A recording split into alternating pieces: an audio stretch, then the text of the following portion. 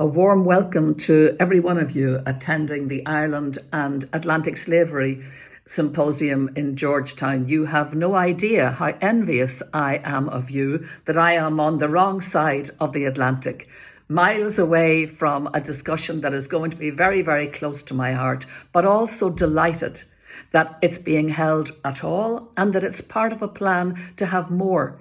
A symposium after symposium as a new generation charts new territory.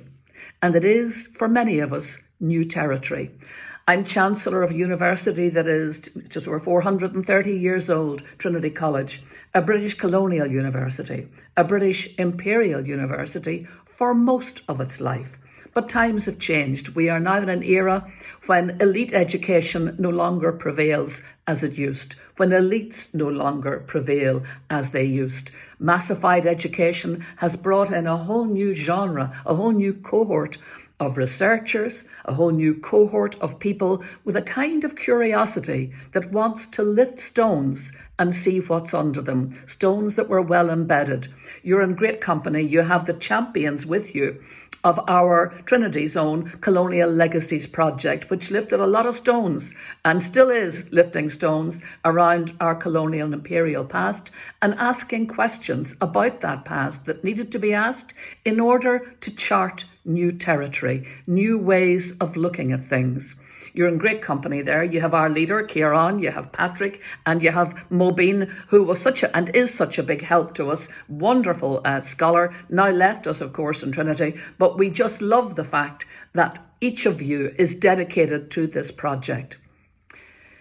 I use the word new territory and did so deliberately because one of the great successes, early successes of the Colonial Legacies project was the retelling of the story of the great scholar and bishop of great renown, George Berkeley, after whom our library, our new library in Trinity College had been called.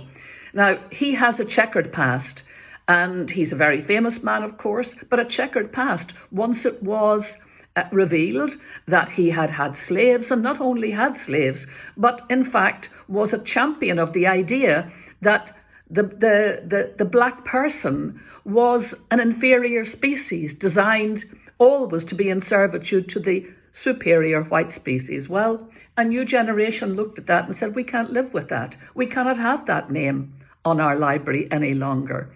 What it says about us is not what we want to say about who we are today. So we've just had the renaming ceremony after a very, very open and very engaging discussion, very widespread discussion within the academic and broader community about who does represent the kind of principles and values that we espouse today. The name on our new library is that of a late female poet, the first woman to have a building named after her in 400 years, Evan Boland.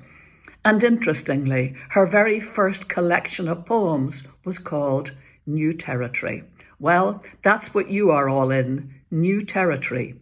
You are doing things that will cause pushback, that will cause people like some of my own colleagues to say, I don't know, when you do all this, where does this all end?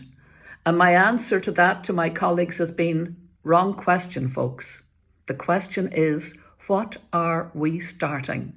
We are starting down a road of new territory. And into that new territory, we will draw new stories, stories that were excluded quite deliberately, overlooked, neglected. New people, new names will emerge, a new history will emerge. And it will be, we hope, a history that is one we can all live with.